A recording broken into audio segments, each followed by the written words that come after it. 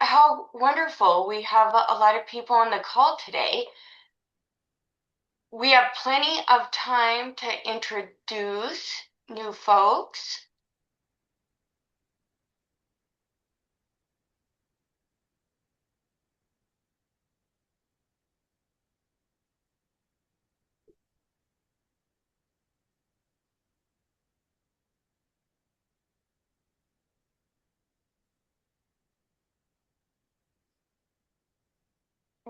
Boris, before we get started, are you still in need of CSF?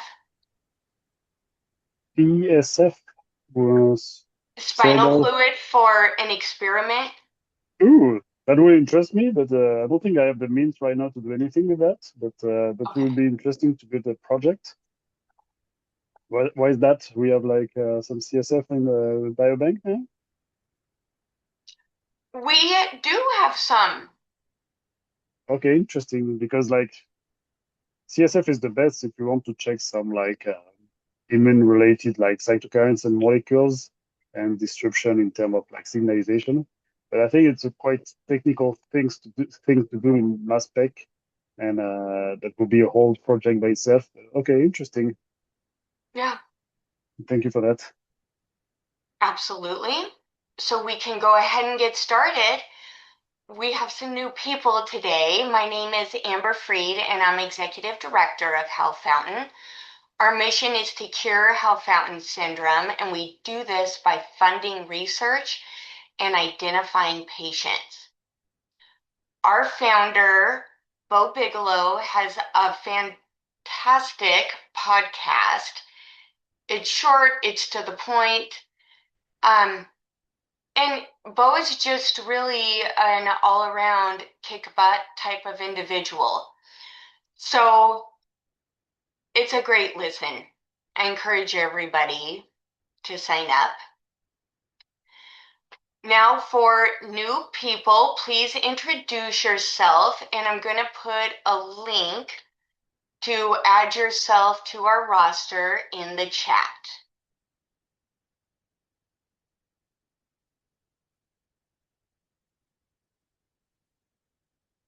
Irina, if they can't unmute, feel free to introduce them too.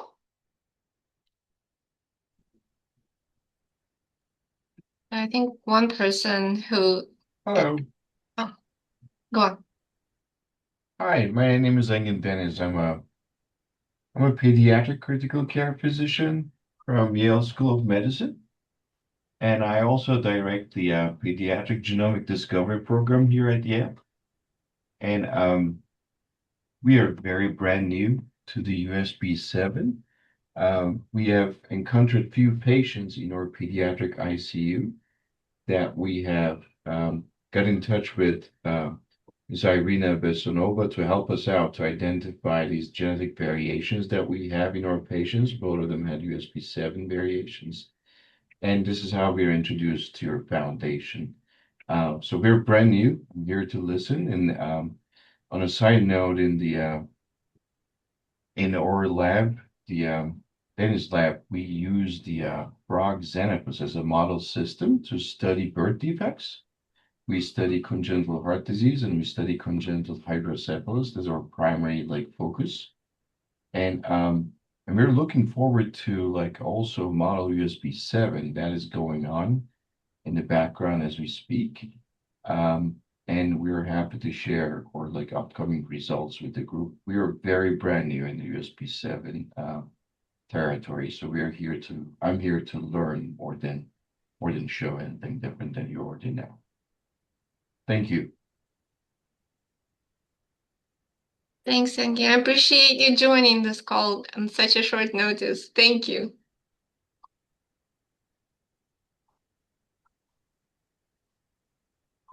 Dr. Dennis, you could not meet a more enthusiastic patient organization, and we have so much gratitude. Thank you so much for joining. Our patients will just be so excited, and we have this incredible network of dedicated scientists We have an annual symposium, and we really are just all good friends and incredibly supportive of one another. That's amazing. That's really amazing. Let's see how we can contribute and help out. This is, again, we use frogs for modeling a lot of birth defects, and we're hoping that USP7 could be another genetic background that we can help out your foundation and your patients and or patients. Now we have a couple of them now. Absolutely. Like let's see how we can be helpful. Wonderful. Would anybody else like to introduce themselves? Hi, I'm Rebecca. I'm a first year PhD student at UConn Health, and I am in I think the 7th week of my rotation in Dr. Besanova's lab.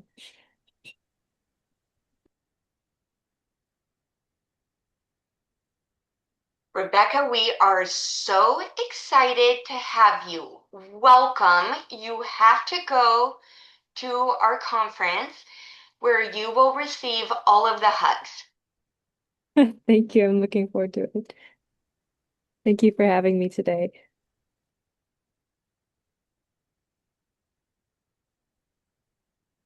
I guess I'll go next. Hi, my name is Nuala Peterman, and I am very happy to introduce myself as a lab member in Dr. Irina Besnova's lab. Wonderful.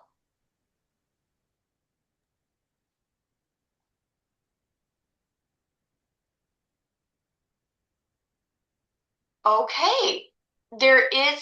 Oh, I think we have one person who is getting ready to speak. Yes, hello, I'm Tia. I'm from Belgium, and right now I'm doing my internship at the Nova Lab. And I was also recommended and asked if I could join this call, so thank you for having me. Wonderful. And I'm also from the Irina Besanova lab. I am research associate in the lab for almost 5 years. And because Emily left, probably I will do some part of work in her lab instead of Emily.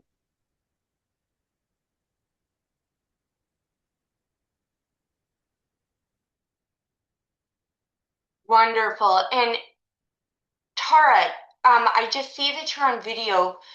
When will you, are you still in Lubbock? Yeah, I'm in Amarillo actually. Oh, I'm Still sorry. in Texas. They're kind of the same in my head. Yeah. Or I know why, because Texas Tech. It should be Lubbock, right? It should be Lubbock, and then I have to remind myself the Big Texan is in Lubbock, and that's Disneyland for Texans. I'm in Texas, by the way, for everybody knowing. They don't have Big Texan though. It's in Amarillo. Don't forget about that.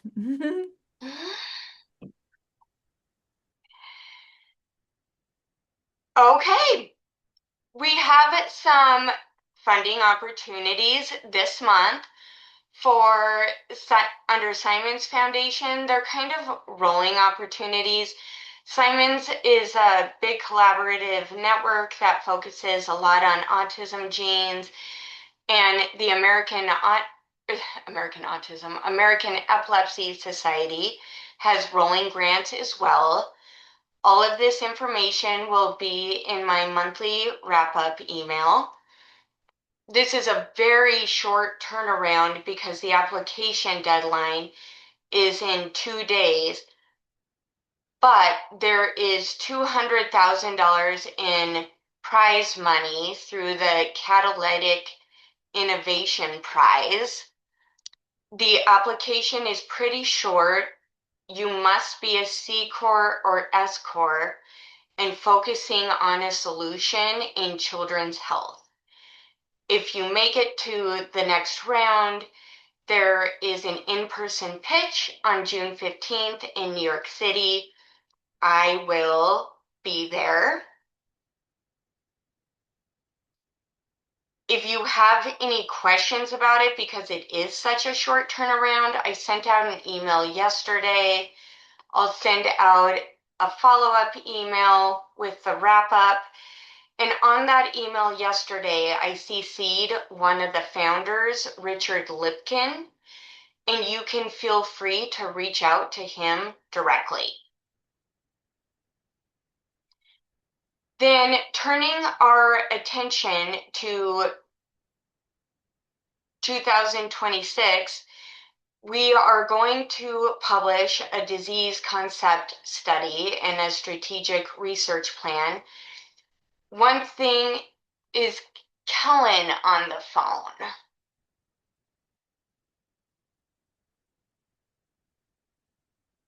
I don't think she is. We are going to publish a standard of care, and what a perfect opportunity to have a doctor join the call today. We really are looking for clinicians to help in our standard of care, which is essentially just a playbook for doctors. I have this diagnosis, what do I do? And we form a consensus among clinical doctors as to what the standard of care should be. And we are just kicking off that process now. We are looking to get a strong network of doctors involved in this. It's not a huge time lift, but as we all know, finding a time, an hour a month that works for clinicians to meet is not exactly easy. So the hardest part is just calendars. I'm gonna talk about Matrix now. Matrix is our data collection, and I was gonna have Bo talk a minute about our data collection efforts in Matrix and what we have. I'll stop sharing. Bo, if you have a slide and want to. You do. Everybody see that? Cool. So we realized last fall at our conference that we had this big problem, which was we just don't have enough people on our patient registry. People didn't want to share their information and they just weren't participating. And so we created this thing called Project Centauri. And the idea was let's get 100 patients, 100 more patients on Matrix. Matrix is the online platform where our registry lives. Let's get 100 new patients on there and as quickly as we can. And we did it in 5 weeks, which I think was faster than we even imagined we could do it. We started with 82, now we got 182. You can see from this slide that's a little more than half of our known cohort, 321 worldwide. And so this is important because we really wanted to get more people on there, and we're getting more every day. I think we're gonna blow this 100 out of the water and just keep going with that. And so once they're on Matrix, we want them to upload their genetic report. That's the data that we can really use to figure out, what is their exact variant, what are we looking at, and go from there. And then if they're willing to do that, then some of them have been willing to share their medical records. There's a way to log into your healthcare portal through Matrix directly, and we can get all that phenotype data. And then we can share it with you guys, de-identified, of course. And one thing we've done with the variants that we know of so far is we mapped 60 of them. Missense is by far the largest class. We have 28 of those. And then for every missense variant in our cohort, we generated an AlphaFold 3 structural model using the Q93009 reference sequence. So those are organized, they're labeled in standard P notation, and they're ready to share. We're talking with a lab in the Netherlands right now about structural classification. So I just wanted everyone to know that what you're looking at is a data set that's ready to start the work of genotype phenotype correlation and structural classification and designing our natural history study. And we built this infrastructure so that if you have questions about USP7, you want some data, we have it. it's here, and we're ready to share it with you whenever you want it. So, you know how to reach me, you know how to reach Amber. Just reach out if there's anything that you'd like to see that we can share with you. So thanks. Hey, Bo, Janelle here. Do we need a data use agreement between institutes for that, or how is that going to be accessible to the researchers? That's a good question. For the most part, the way we've been sharing is just very informally, kind of, you know, if somebody has a specific question, a lot of this lives in a Google sheet, de-identified already. So if it's just like, I want to take a look at this variant, or, you know, do you have any you know, nonsense variants that fit these criteria or whatever, we just kind of informally share them, but it sort of depends on what you're looking for.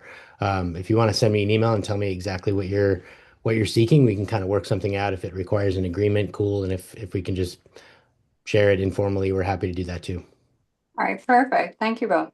Thank you.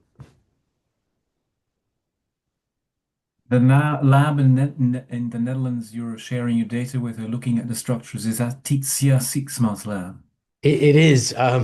She doesn't know that we are approaching her about this yet, but I contacted a postdoc that's working with her, and he wants to work with us. He just doesn't know yet that this is what it's going to be. So, but yeah, that's exactly the lab. You know, Dr. Sixma, I'm sure. Yeah, I think you're knocking on the right door here. That's good.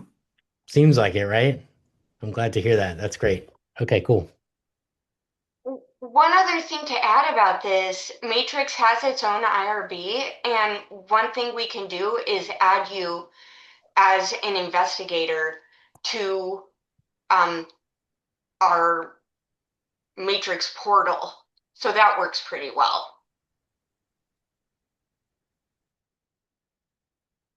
Okay. We do have some mice available through Cytogen.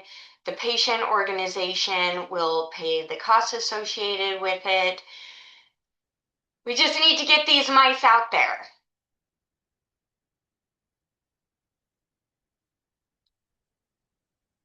We have a lot of resources. We have all of this listed in a Google Doc, and I will send out those links with the wrap-up email. But anything you really need, we got it. Before you reinvent the wheel, check with us. Hopefully it already exists. Our symposium will be October 7th in Philadelphia. I will send out the registration link. And with that, oh, sorry, I have the wrong name here. I have Dr. Malte. I'm so sorry. Oh, My worries at all. slide took away. Sorry, Dr. Gersh, my slide took away the formatting for you and instead included it for next month, which will be a doctor in Pakistan presenting about the overlap between USP7 and cancer research. But today we will hear from Dr. Gersh about lessons learned in USP7, and you can start sharing now. Yes, I will. Can you see the slides? Yes. Perfect. I was just worried for a split second that I have to do PowerPoint karaoke in a different presentation. So I'm very glad I can give the presentation that I prepared, and I'll be giving it together with my student Nico Klink, who was the here in the lab for the things that we'll share today. And hopefully at the end of the presentation of these 25 minutes here, roughly, you will not only learn or see the lessons that we learned from targeted USP7 degradation, but also will see what we've learned on how to use chemical compounds that target USP7 to learn about USP7 functions in cells. And so my lab's broadly interested in the ubiquitinases, and we use a multidisciplinary approach centered on chemical biology and structural biology. And of course, if you run a lab on DUBs, it's impossible to not come across USP7. And one of the reasons for this is that USP7 has very many functions that turned out to be cell type dependent. So these are some of the biological areas that USP7 has been contacted through these substrates here. And on the one hand, this is great because it shows the power that this enzyme has, but on the other hand, it makes studying it very, very difficult. And one approach that we are a fan of is to use very well characterized small molecule modulators to interrogate USP7 biology. But these molecules need to have some properties to be used for that. So they need to be potent, they need to be highly specific for USP7.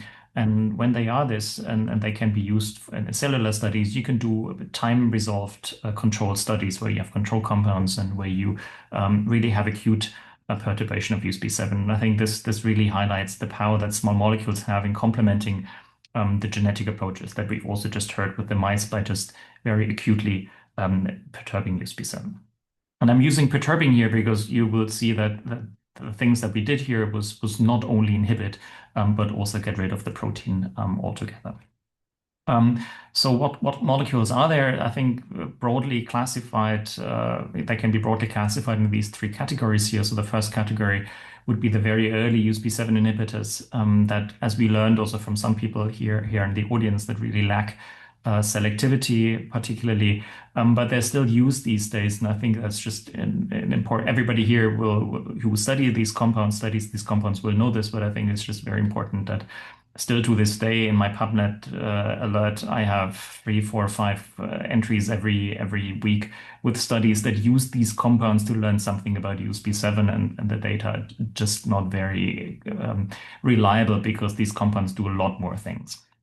There's a second batch of very diverse compounds here that came out maybe 10 years ago of different structures that are very potent and selective, yet not without problems, as you will see in the end of the talk. And then there's a third category that's really, really diverse. There's a USP7 activator that was also featured here recently by some people in the call.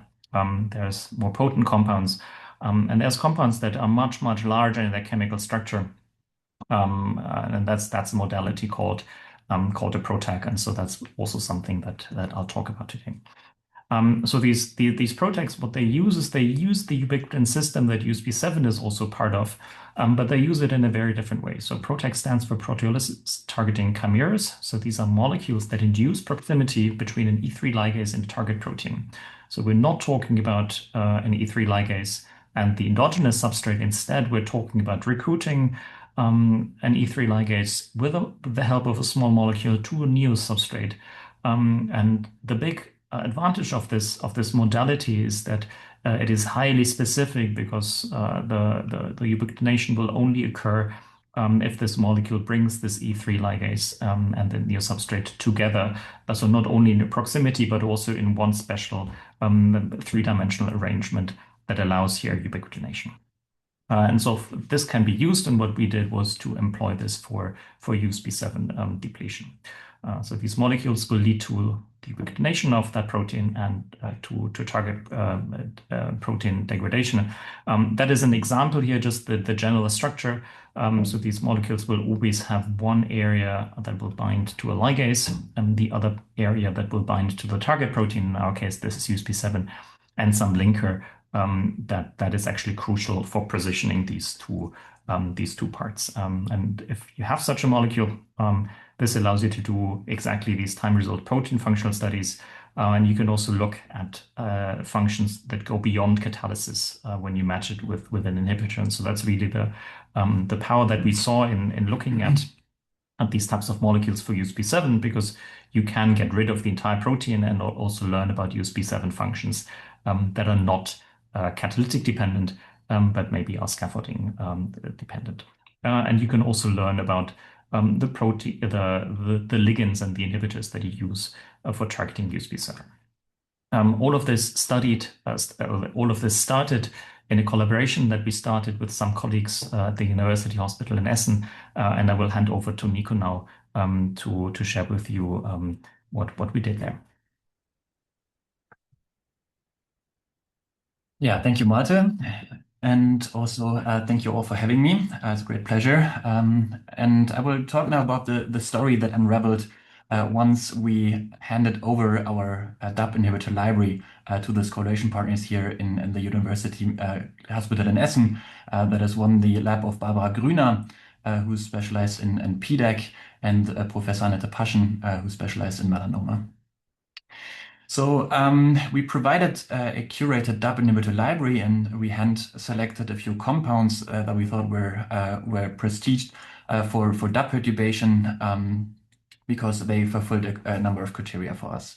And then these were screened in melanoma and in PDAC in a so-called phenotypic screen. So we look at various different phenotypic outcomes that arise from such a perturbation. And what we found was that both in both cell lines for melanoma and in PDAC, the USP7 inhibitor FT671, that is also a highly used compound here in the field, induces a medium color change. So we can see here under these basal conditions, when we just add DMSO control, the medium should have such a orange color here, and then we use when we use FT671, we get a yellow media, and that was quite interesting to us. We then thought we want to study USP7 and also this phenotype here, not only by using inhibitors, but also by using degraders. So the idea here was to what happens to the phenotype and also other phenotypes when we compare the inhibition of USP7 compared to its degradation. So we set out a couple of criteria that our compound library should have, and that is one, that we want to use only potent and selective inhibitors with shown cellular target engagement, and also we want to use potent and fully characterized USP7 PROTACs for this phenotype distinction here that I mentioned. So we started off with the inhibitor FT671 that gave us the phenotype, and also combined it then with another compound that many people in the field have already used. And then we came up with our own chimeric inhibitor here, because this has a few benefits, because it's on the one side, it's quite quickly synthesized, and also we have a solvent exposed exit vector. We seem to lose a little bit of potency here, but we can gain that later back. And I'll show that in a minute. So this inhibitor here has a high potency, very quick synthesis, and also this exit vector that we need for further functionalization. We then converted this into a biotin probe. So we used the exit vector here that I mentioned, and then attached a linker and a biotin to it. And we regain potency here compared to the parent inhibitor. And this we can use for proteome-wide studies on USP7 and also other targets that this compound might interfere with. And in a proteomic pull-down experiment, we can really see here selective enrichment of USP7 using our compounds here. So the proteomic experiment here suggested that we really have a completely proteome-wide specificity for USP7. And this fulfilled our criteria for the inhibitor part of the story. But what about the PROTACs now? So based on this inhibitor here and the exit vector we identified, we now could develop USP7 targeting degraders. And I cut a long story short here. We made a bunch of compounds and then synthesized them, evaluated them, and then I'm going to show a few of them here. So this is a general structure. We have on this side here, we have the part that engages USP7. This is a linker here, and this is the part that engages the E3 ligase VHL. And you can already see here that these bonds look a bit weird, and that means that they have a certain stereochemistry. So if you think about this a molecule in 3D, that one, then you can think of that this would be in one case pointing back into the screen, and in one point it would be pointing towards you. So this is how we used these stereochemical information here to really get control of USP7 degradation. So for example, we can have a so-called R-configurated hydroxy group here and an R-configurated methyl group here. And in these cases, both parts here, E3 ligase part and USP7 part, would still engage the target. And then when we flip these around, we either lose binding to VHL or to USP7. We also did this for another compound series because for some reasons we for now cannot explain these compounds here, they work better in PDAC and these in melanoma. And by doing this stereochemical trick, we can really get a very nice stereochemical control of USP7 degradation, where when we use DMSO or our inhibitor, nothing happens. Then only when both parts are really engaging their targets, being both USP7 and VHL, we get very nice degradation. And then when we lose either side, then we lose the degradation. So we made two potent degraders, NK250 and NK266, and then having also matched controls at hand. And like I mentioned, we note that we have cell type dependent degradation efficiencies. For the rest of the talk, I will focus here on this side of the story, where we used NK250 in PDAC cells, and NK266 and the melanoma part will not be talked about. We then used them in a concentration-dependent manner, and we could see that already at 100 nanomolar a compound, we can basically completely get rid of USP7. And this is reflected here in this DC50 value, which means that using only 8 nanomolar of this compound, we already use 50% of the protein. And then we get a Dmax value, so a maximum degradation of 98%. When we look at NK266 now in PDAC, we can see that this is a slightly less potent degrader, but still we get a very good Dmax value of 92%. What's interesting about this is when we look at the time course, so NK250 here already completely gets rid of USP7 after 6 hours, where NK266 seems to be only effective really at very later time points, for example, 16 or 24 hours. So while having similar degradation efficiencies, NK250 here is much, much faster than NK266, as you can see here in these plots below. We could also show that the degradation is really on target. So this is when we use our degrader. And then when we block either colon E3 ligases, for example, which VHL is a part of, or the proteasome, or specifically VHL, then we completely lose USP7 degradation. So USP7 degradation is indeed dependent on the proteasome system. And we asked, what is the molecular reasoning for these different degradation kinetics? So again, NK250 is very fast and NK266 is slow. And therefore we looked into the ternary complex formation. So this is an assay where we can, in cells, measure how well USP7 and VHL come together. So this is a bread-based method, so a proximity assay. And we can see here that only NK250, but not NK266, will form a potent stable ternary complex. So this indicates that really, and this is in agreement with a lot of literature, that the stable ternary complex is really required for fast degradation kinetics.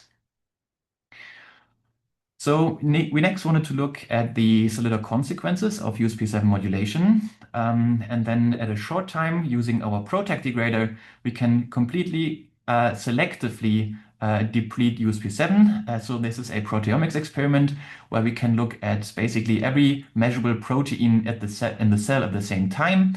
Being shifted here to the left means the protein is downregulated, and shift to the right would mean the protein is upregulated. And here we can really see that after 6 hours, USP7 is selectively depleted by our degrader. So after longer treatment times, so now after a full day of degrader treatment, we can see that USP7 substrates are also being downregulated. And this is something we would expect. So we take away USP7 and thereby it can no longer stabilize these proteins here. And thereby they also get downregulated. Here in black are annotated E3 ligases that are also chromatin bound. Here in the orange, these are PRC proteins. And I come back to those in the next slide, why these are important. And after 3 days, so full treatment for 3 full days, shows the same picture, selective depletion of USP7 and also USP7 substrates.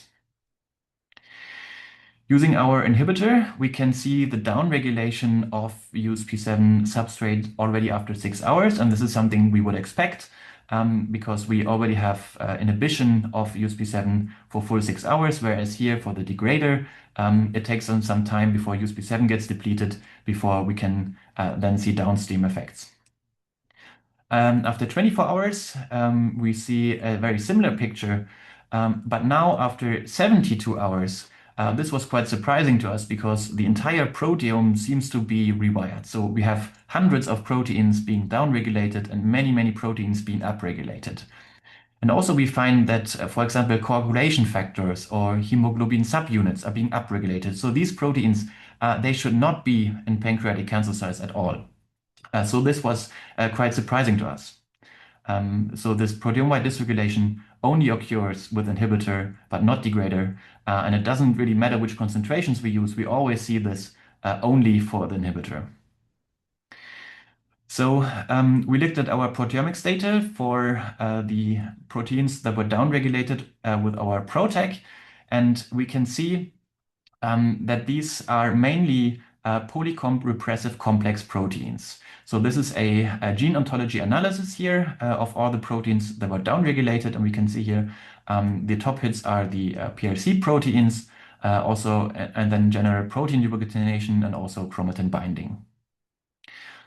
So the polycomb repressive complexes, PRC 1.6 and also 1.1 to a lesser degree, are the main targets of USP7 in PDAC and in melanoma. So as a reminder, PRC complex proteins, these are involved in gene repression, and they will bind to certain regions of the genome that should not get expressed. And we can compare our data to a public data set where you knock out a certain part of this PRC protein here, in this case MGA, and then we do RNA sequencing. And then we take the gene data set from the MGA knockout as a baseline and compare our data to it.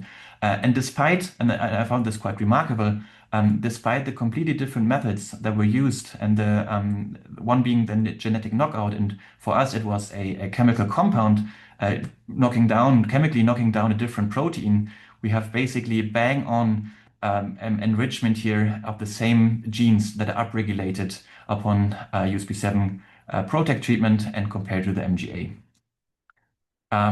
So we can really capitulate and phenocopy the MGA knockout with our compound. And we also confirm really that USP7 also in our cell lines is indeed mainly localized in the nucleus and the chromatin here by this immune stain, and we can also get rid of exactly these fractions here using our degrader. And especially here, this PRC part is of particular interest for this audience here, because you're probably familiar with this literature here that the NC-PRC 1.1 axis is also involved in Hao-Fountain Syndrome. And we also find this here being regulated with our USP7 PROTAC. So this was quite reassuring. So coming back to the phenotype that was mentioned at the very beginning of the project, we have here again the medium color change for the inhibitor. We can also see that with our inhibitor NK192, but we do not see this with our PROTAC. So this was quite surprising.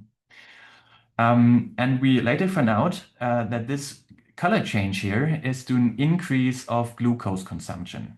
So cell culture media will have a certain pH indicator in there, and when the medium turns acidic, then also you get a medium color change. So when we take away the glucose, we don't see the effect anymore, and this was to be expected. We also looked at cell viability. So here first we have to look at the left graphs here. So it doesn't matter if we treat the cells. So this is after 3 days with USP7 inhibitor here at different concentration or USP7 degrader in different concentrations. Cell viability in any case is not affected when we use our compounds. However, when we lower the glucose, so basically here in these conditions, then the USP7 inhibitors suddenly become toxic. So really, we induce here a glucose dependency with the USP7 inhibitors, but not the degrader. And we later found out that this glucose dependency that I just talked about results from an off-target of the inhibitor. And so FT671 and NK192 and also others share this phenotype that they induce this glucose dependency. However, this is not USP7. We could show this here with our degrader, which is highly selective, but we also confirmed this in USP7 knockout cells. So what we learned from targeted USP7 degradation is that investigation of USP7 really requires precision chemical modulators and time-resolved analysis. Non-canonical PRC 1.6 and E3 ligase proteins are the main substrates in PDAC and also in melanoma. So this is really shared across both cancer types. And specific degradation of USP7 in solid cancer, and this is important, does not alter the viability. And this is very contrasting to many studies that are out there, for example, in AML, where USP7 inhibition or degradation, also knockdown, is quite toxic. And also, where legacy inhibitors were used, Malte mentioned that before, that we have quite a number of inhibitors that are still used today, which are quite toxic. So we characterized potent and selective USP7 degraders, which really enable now selective and acute interrogation of USP7 cellular functions. And these compounds are, of course, also for this audience here, available upon request. And we unraveled with this work here important caveats of frequently used USP7 inhibitors. And we now propose really guidelines on how to use these compounds. Meaning that USP7 inhibitors and degraders can be still very useful for short treatments where you analyze USP7 substrates with both inhibitors and degraders.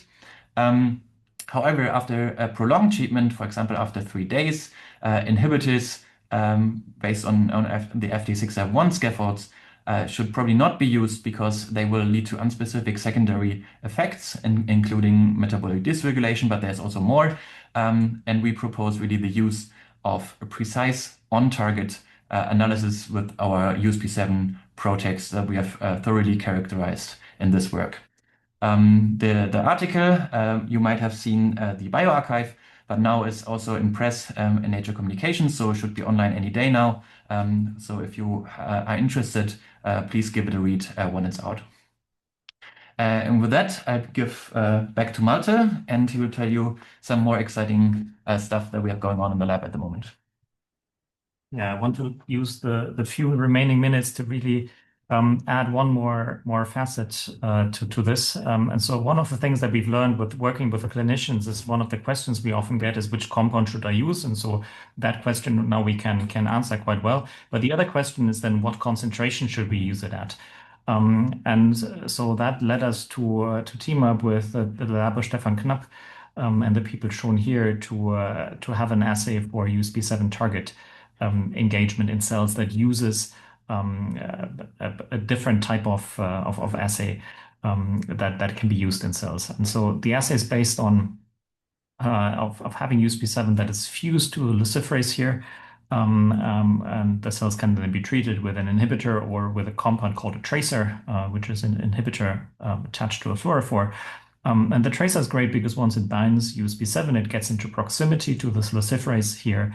And there's a signal called BRED here that makes this cell light up, and we can read this out with our plate reader. And so we have a signal when the tracer is bound to USP7, and we have a loss of signal when the compound is bound. And so with this, we can in live cells measure what compounds and what concentration of compounds are needed to displace the tracer and thereby to specifically inhibit USP7, but not to overshoot. We've used this assay now to characterize some of the compounds that are out there to confirm effective perturbation numbers in these cells by looking at this spread signal. We've also used it to characterize these proteins here, which really show that are really, really poor inhibitors. They're great at degrading, but they're not very inhibiting. And part of the reason for this is that they're just not very permeable. We can read this out with this as well. And so as an outline, as I see that time's running out, I just wanted to say that we have this assay now running that really complements the traditional probe-based assays.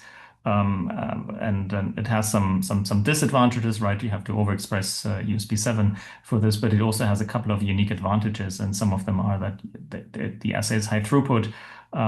It's independent from antibodies, and we can do this with live cells, so we don't have to lyse cells to measure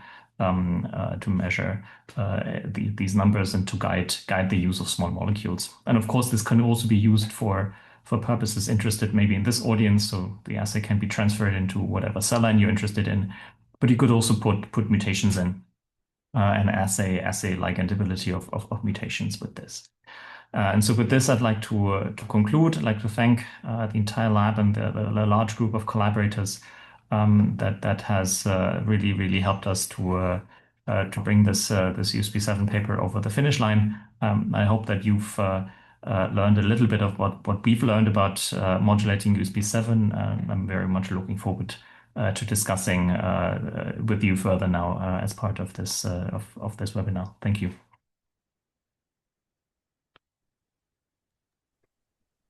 Thank you so much. We can open it up to questions. Can I ask some questions? Sure. So thank you, Malte, for that. Thank you so much, because it was exactly my feeling when I used those molecules. Like, they were very good at killing my cells, but like not very good for phenotypes, because they are very good like to rely on apoptosis phenotypes. And we are working on the cytoplasmic function of USP7 in endosomal recycling. And as a biologist, we identified that it might be like antiviral against some pathogens. And actually, that's the experience we had when we were treating for a long time with the molecules. The cells were dying, and I couldn't do my experiments anymore. So if you want to be part of my study and collaborate for that, I would be very happy and share some like insights. And my question is like, do you guys want to do some ubiquitin proteomics with your degrader? It's a great question. We haven't done any ubiquitin proteomics with the degrader yet, but I fully agree that this would be a workflow to really take it one step further and then confirm what the substrates are. Fully agree. Because we can do it. The only limitation is just like we need a lot of cells, and it's hard to manipulate cells with high numbers. Or a prototype could be easily like added to the cells, and if we have our cytoplasmic phenotype, we can definitely do the characterization together, because we have some new substrates that we identified that are also involved in our phenotype of interest. So our next studies will be basically like a ubiquitomic study to highlight this substrate and then do some follow-up studies. So maybe I can send you an email if you want to at some point to chat and Absolutely, like please set up do. some stuff, because I use a commercial like ProTag for USP7, the U7D1 from I don't know, Select maybe. Yeah. It was okay, but it wasn't super potent, and it wasn't like enough for my phenotype.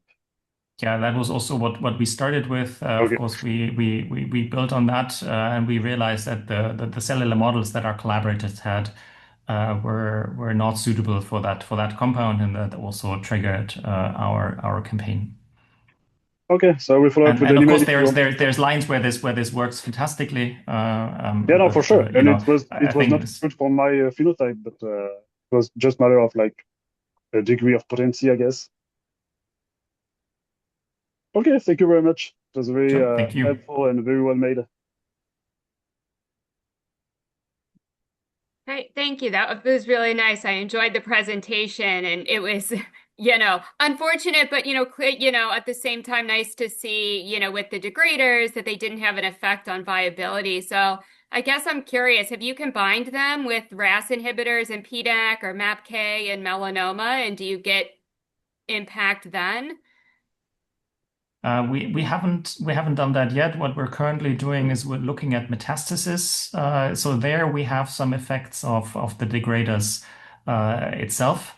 But now that we know how to use them properly, it will be in the hands of the collaborators to look at this much more closely in terms of combinations. We've thought about a little bit about combinations, but I'm sure the things that you suggested make perfect sense there to look at as well. Thanks. And I guess maybe just one other, quick question. I tend to have drifted towards the RAPT inhibitor as my favorite for USP7 these days. Can you say either way whether or not those have similar off targets or not as the hydroxypiperidines? I mean, clearly they're more potent in your assay. They are more potent. We also see some toxicity related to those. And the beauty of this bread assay is that we can now really in live cells quantify engagement, and so I have to cross-compare across different cell lines because we haven't set up the assay in all of the cell lines that we want yet. But if I do that, we can see that the toxicity comes 2 to 3 orders of magnitude at higher concentrations than what we need to inhibit USP7. So I would guess that this is USP7 independent, and because the window is so large, you can titrate this out. I think that's That makes sense. Thank you. I was just I would follow up with Sarah's question for these inhibitors. Have you tried in 3D models or xenografts this and they don't have effect either? So we have used 3D spheroid models for testing, for example, cell invasion, and there we do get strong effects with these inhibitors. We don't have the data here ready, but yes, we do have a very strong phenotype with these inhibitors, but not the degraders. So in all of these spheroids we've tested so far, the inhibitors really gave us a strong signal on spheroids, whereas the degraders did not. For in vivo, so in Germany, it's quite difficult to get approval for treating mice with compounds. We haven't done that yet, but this might be something definitely for the future. So that's interesting. So your data then show you don't need USP7 to survive if you're a cancer cell.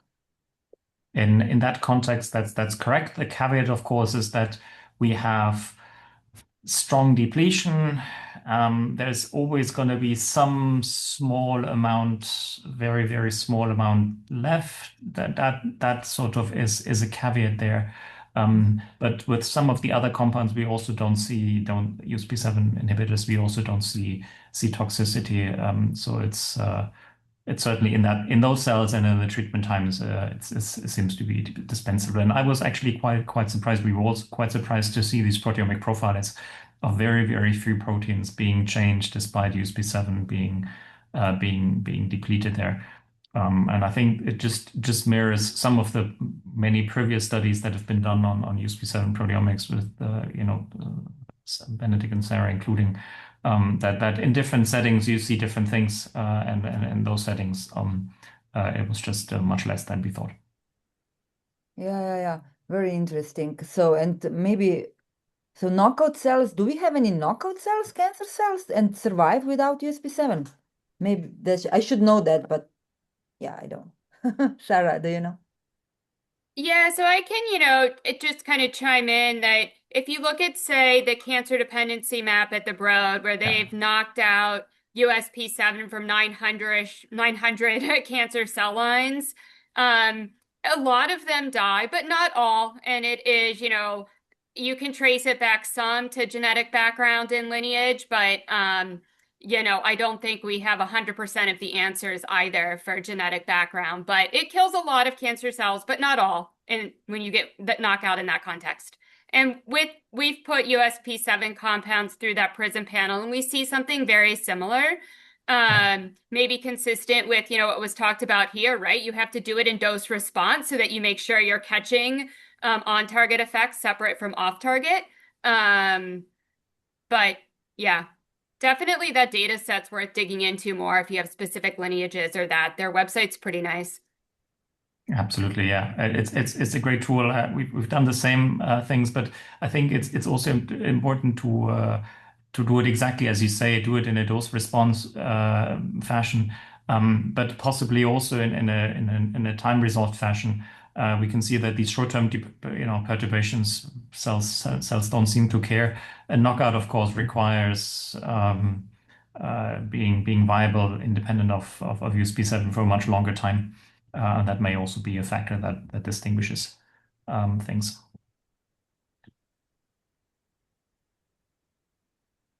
But particularly for those people who have a USP7 dependent phenotype or who start to characterize mutations or to investigate cellular functions, of course, it is a tempting thing to use a compound for a quick chemical knockdown or to test whether your phenotype is USP7 dependent. And I hope that some of the things here will help you do this with compounds or with assays that allow you to be to rely on your experiments then.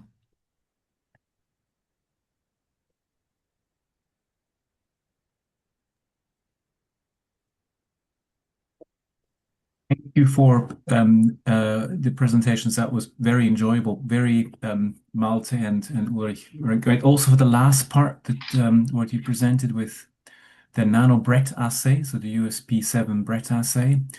I would totally agree with you. This would be very interesting as a system to study these mutations of USP7 that are, especially for this audience, linked to patients.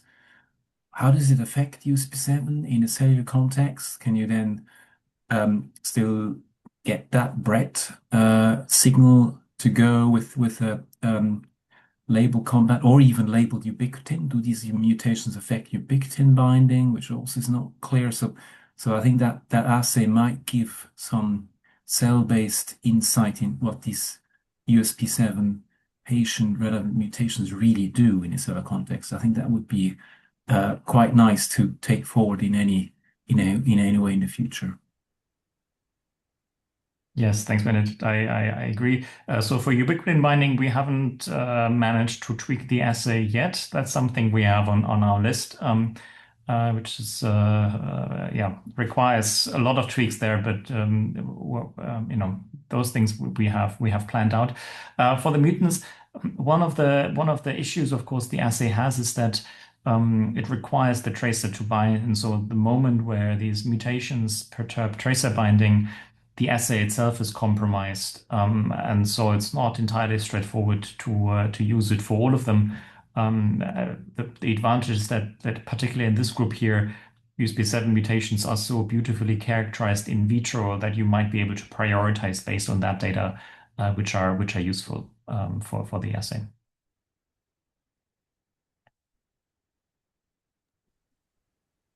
Yeah, I just want to say really beautiful presentation and as always, wonderful.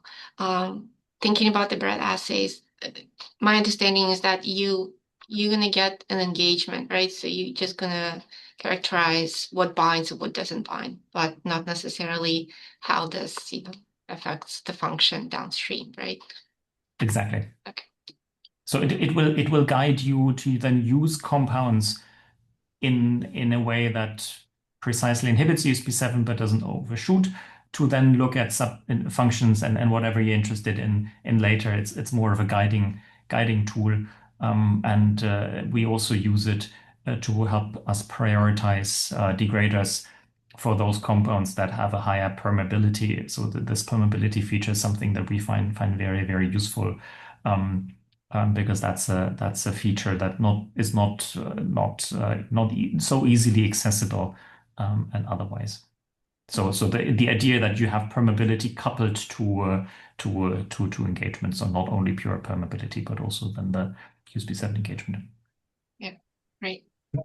Actually, on that note, what Irina said and what you said, if these mutations really interfere with the the label compound binding, you may reverse that if you use activators. So you might take MS8, make a fluorescent version of it, and if that can rescue actually then this might guide you how to design activators to then overcome the mutation-derived compromise of function. So this could really give a new assay to actually develop USP7 activators instead of inhibitors. Yeah, thanks a lot. It's quite possible. We don't work on USP7 activators, so I haven't thought about it. I wouldn't even know whether the activator you guys made is compatible with binding with the inhibitor at the same time, or are they mutually exclusive? Yeah, I mean, it's a great question. So they bind, the same pocket as the C-terminal tail, with that similar autoactivation mechanism. But we've not done any experiment, right? Based on some of the crystallography, right? Some of these compounds are, locking it into the inactive conformation. This might be pushing it into an active conformation. But to be perfectly honest, it's hard to say. We haven't done an in vitro experiment, but those in vitro experiments, are a maybe simpler place to start to get some hints and then see if it recapitulates in cells. Absolutely. I think that's great. If this would be of help, let me know. Very happy to transfer these things. So we're currently writing this all up, and so hopefully this will be pre-printed at least very soon. On the note of the in vitro work, it's something that we've also thought a lot about. I think what our lab will be gearing towards is really trying to set up some of the screens that are very well set up in vitro in a cell-based format. I think the nanobread that I've showed here is just the start of what we're planning to do, simply knowing that if you are able to do a screen in a cell-based format, the compound you get out has activity in cells, and that's been a bottleneck for some of the other campaigns that people have been running, that you end up with great compounds that behave very well in vitro, but then in cells lose potency or specificity. And I think if we can engineer cellular assays that are high throughput compatible, you will find hopefully compounds that are suitable for cellular use more easily, or you can prioritize those more easily. Yeah, I agree. I always, I think it's great when you can do kind of a cell-based assay in a specific way. I will just say for, these mutants, one of the debates this group has been having is, what kind of compound are you really looking for? Kind of initially defined as a disease of haploinsufficiency, but then as, Arena started looking at, the activity in vitro and things like that, I'd say it's maybe a little bit less clear that that's dominant among these mutations. And so just something to, kind of keep in mind, just better understanding what's really happening with these mutations is, really important, I think. Yes, I fully agree. And I think what we're missing is what was just alluded to in Irina's question between the lines, where you said, well, the assay is just a binding assay, implying that it's not a catalytic activity-based turnover assay, right?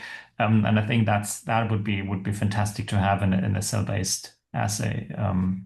And yes, we have some ideas there, but I think this is what would really help to possibly also characterize mutations. Yeah, but I think that Nicholas's talk was actually really helpful. The experiments that you guys did looking at proteomics were really telling, right? It was quite significant enhancement or significant enrichment in very few targets, which is great. I mean, we've been struggling with what is the right target. There are so many. It's nice to see what you guys have shown, that there's, not hundreds, but you have just a few, and they also linked to the same pathway. I think this is really nice, and maybe that's the way forward in order to figure out what the best assay, biological assay would be for finding inhibitors versus activators. maybe both will do Thanks. the same thing and just need it just right? Mm. Yeah. Great job. I just have one question following up on Irina's comment. Do you think that there will be cell type tissue specific targets and functions of USP7? And so we are working here with pancreatic cancer or particular cell type, but maybe in the brain this will be different. I would very much think so. That this is the case. And I think also it makes a little bit it makes not only a little bit, it actually makes a lot of sense that there will be cell types dependent functions. Maybe I should give out a shout out to a paper that my former advisor David Commander just published on USP9X inhibitors, where they showed that USP9X has very cell type specific substrates. And the bigger picture here, I think, is that a DUB only has a substrate if a ligase has performed ubiquitination before.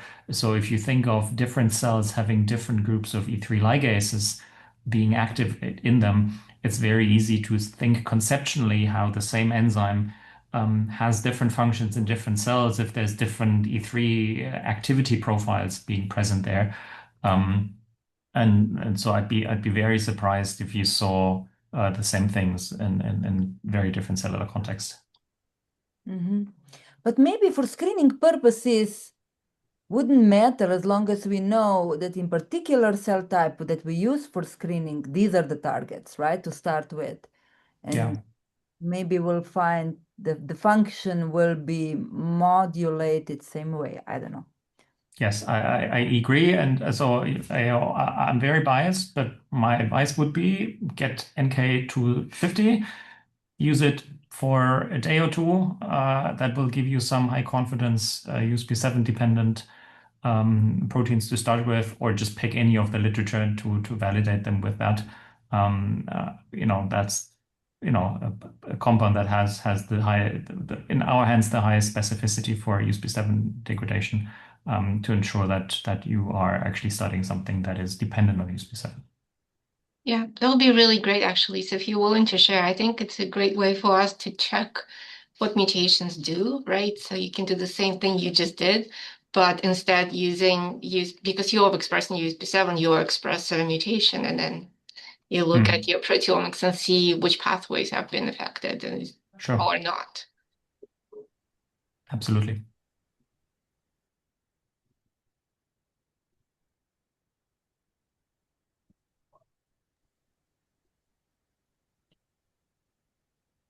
Any other questions or comments?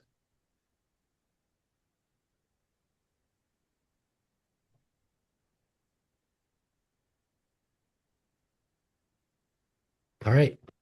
Well, thank you so much for this great presentation. It sounds like it really sparked an amazing conversation among all of us. I think this is just the beginning of talking about a lot of this stuff. So very insightful. Really appreciate it. Thank you for presenting today, and thank you all for attending.